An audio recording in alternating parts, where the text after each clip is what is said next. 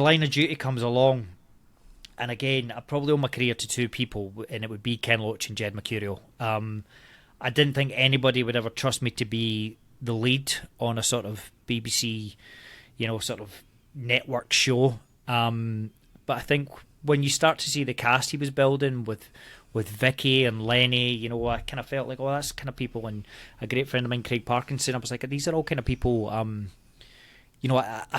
worked with these kind of people, or been in similar jobs as them. I can really relate to them. So I don't think any of us had any idea like just what it would become, and especially I think me, Vicky, and Eddie didn't realise what a team we would become. I mean, the two of them became two of my best friends. I mean, we speak pretty much daily, or WhatsApp groups, So I had no idea just how big it would become, but I think it's all just testament to Jed's writing. It's just every series, and I'd really, and I suppose this is the big question about whether we'd do another one, because every year it has got bigger every year, and just the numbers it did the last series were insane. It was quite overwhelming. Million.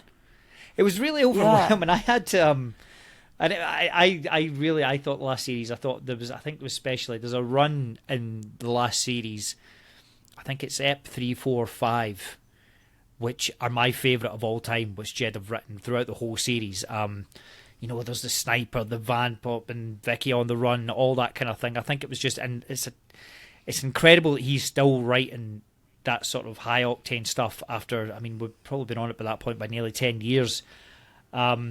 But I remember the last episode coming on, and all the guys, we'd kind of got like on a FaceTime together, and I was like, I need to go a walk. I was filming in Edinburgh in time. I think we were just coming, it was the sort of like the COVID rules were just getting relaxed.